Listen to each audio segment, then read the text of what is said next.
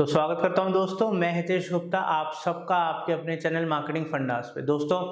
आज हम इस होस्टिंग की सीरीज की इस पर्टिकुलर वीडियो में बात करेंगे लोगों को जो गलत वेब होस्टिंग या फिर अनट्रस्टेड सोर्स से अगर वेब होस्टिंग लेते हैं तो किस तरीके की प्रॉब्लम्स आती हैं जिनको उनको अवॉइड करना चाहिए। तो वो हम आपको पॉइंट्स भी बताएंगे, वो प्रॉब्लम्स भी बताएंगे, ताकि जब कभी भी आप होस्टिंग का चुनाव करें या कोई होस्टिंग प्लान, सर्वर या कोई होस्टिंग सर्विसेज लें तो आप इन सब चीज़ों से बच पाएं और आपको लॉन्ग टर्म के अंदर किसी भी तरीके की समस्या ना आए। तो दोस्तों ये कॉमन प्रॉब्लम्स हैं और इनको जानेंगे इस पर्टिकुलर वीडियो में। दोस्तों अगर आप डिजिटल मार्केटिंग सर्विसेज लेना चाहते हैं या डिजिटल मार्केटिंग का कंप्लीट कोर्स सीखना चाहते हैं, उसके लिए आप हमारी वेबसाइट marketingfundas.com पे जा सकते हो या हमारे नंबर पे कॉल कर सकते हो। Thank you. तो दोस्तों जो पहला इशू है, जो सबसे ज़्यादा कॉमन प्रॉब्लम है जो लोग फेस करते हैं, वो है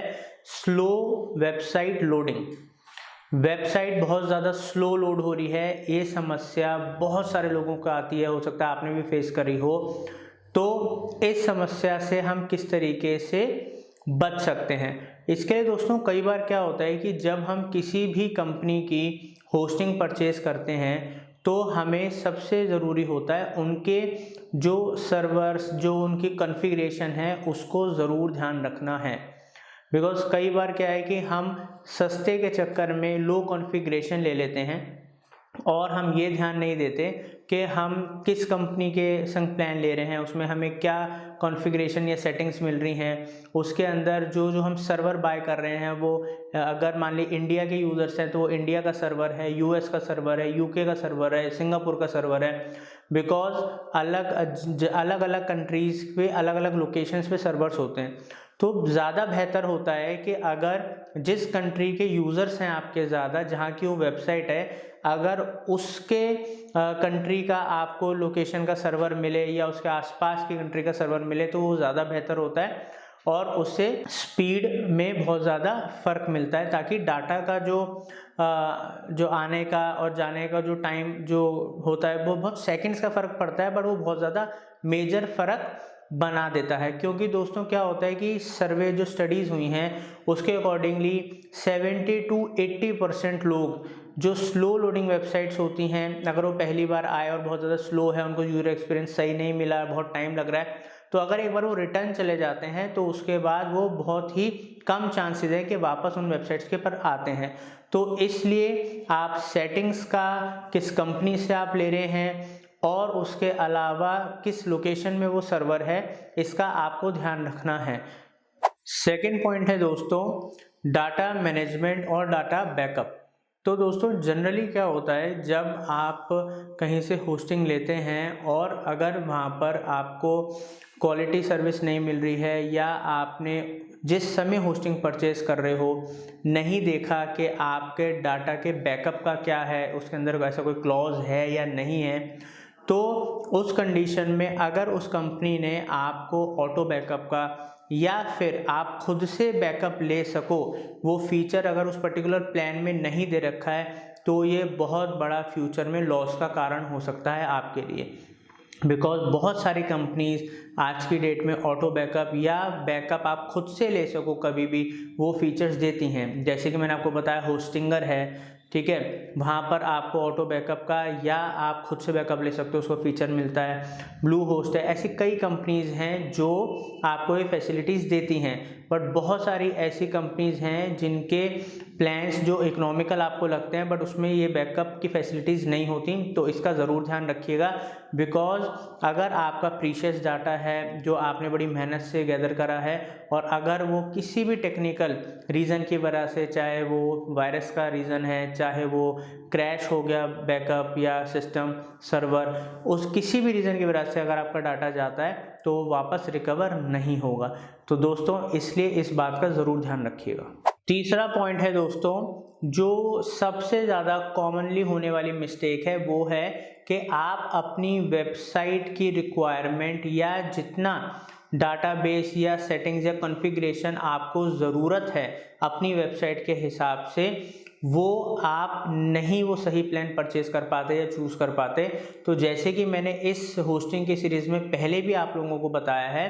कि आपको अपनी, अगर आप टेक्निकल नहीं हैं तो आपका जो भी टेक्निकल पर्सन है जिन्होंने वेबसाइट डेवलप करी है, या आपके जो फ्यूचर प्लान्स हैं प्रमोशंस के, या उस पर कितना ट्रैफिक आएगा, या आप उस पर कितना डाटा अपलोड करोगे, तो उसके हिसाब से आपको सही प्लान चुनना चाहिए। ताकि आप, अगर मान लीजिए आपको रिक्वायरमेंट है एक इस तरीके के प्लान की जिसकी वैल्यू है 5,000 रुपये पर मंथ मान लीजिए, ठीक है, और आप प्लान परचेज कर लेते हैं 1,000-1,500 रुपये पर मंथ का, तो वो आपको फ्यूचर में जाके या करंटली भी आपको दिक्कत दे सकता है। या आपको रिक्वायरमेंट है एक प्लान की जो बहुत बेसिक प्लान चाहिए, आपकी बेसिक वेबसाइट है उसके अंदर इतना कुछ नहीं है, तो और आप प्लान परचेस कर लेते हो 5,000 रुपये का, तो वहाँ पर आप हर महीने 2-4 हज़ार रुपये का लॉस कर रहे हो जिसकी आपको नीड नहीं है। तो इसलिए थोड़ा सा टेक्निकल होके या टेक्निकल पर्सन की हेल्प लेके सही प्लान चूज़ करें ताकि आपका पैसा वेस्ट ना हो या आप कोई गलत प्लान लेके अपना नुकसान ना कर लें। तो फोर्थ पॉइंट है दोस्तों कि बहुत ज़्यादा कुछ कंपनीज टाइम ले लेती हैं आपकी प्रॉब्लम रिजॉल्व करने में, मतलब उनका जो रिस्पांस टाइम होता है वो बहुत ही ज़्यादा डिले होता है। तो क्योंकि आपका, और ज़्यादातर हर आज की डेट में कोई डिजिटल एरा है, तो इसमें लोगों का बहुत ज़्यादा बिजनेस हैम्पर होता है अगर उनको वेबसाइट या उनका पोर्टल, ई कॉमर्स वेबसाइट अगर ज़्यादा देर के लिए बंद है, उसमें कोई ऐसा एरर आ गया जिस वजह से उनका बिजनेस हैम्पर हो रहा है। तो अगर आपने सही कंपनी का चुनाव नहीं करा है तो जितना भी देर उसको रिजॉल्व होने में कंपनी लेगी, चाहे वो 2 घंटे हैं, चाहे वो 2 दिन हैं, चाहे 1 हफ्ता है, वो डिपेंड करता है कि वो कितना बड़ा इशू है और उस कंपनी का टेक्निकल सपोर्ट कितना इफ़ेक्टिव है। तो इस चीज़ का आपको ज़रूर ध्यान रखना है। तो जैसे कि मैं आपको बताऊं कि अगर आप ऑनलाइन इंडस्ट्री में काम करते हैं और आपका हैवी ट्रैफिक है या आपकी डेली बहुत ज़्यादा सेल होती है, तो ये आपके लिए बहुत ही ज़्यादा ज़रूरी है।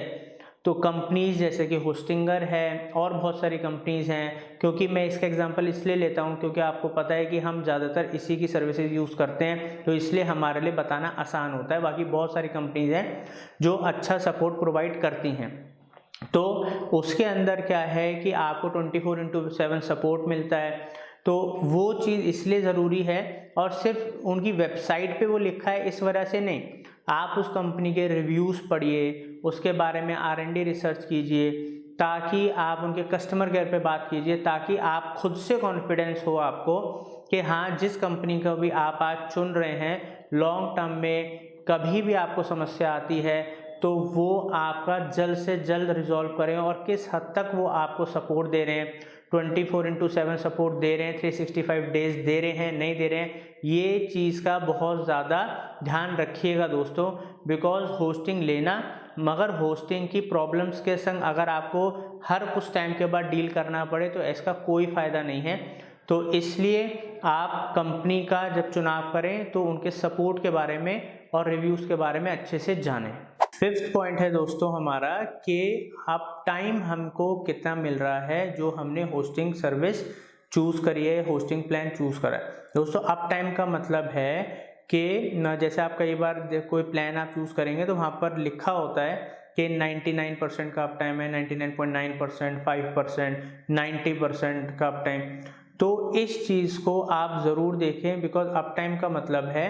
कि जो आप सर्वर्स ले रहे हैं उसमें ना के बराबर इश्यूज या दिक्कत आती हैं। क्योंकि देखिए है ये एक मशीनरी, सर्वर्स जो कि बंद हो सकते हैं, ख़राब हो सकते हैं, दिक्कत आ सकती है। तो इसलिए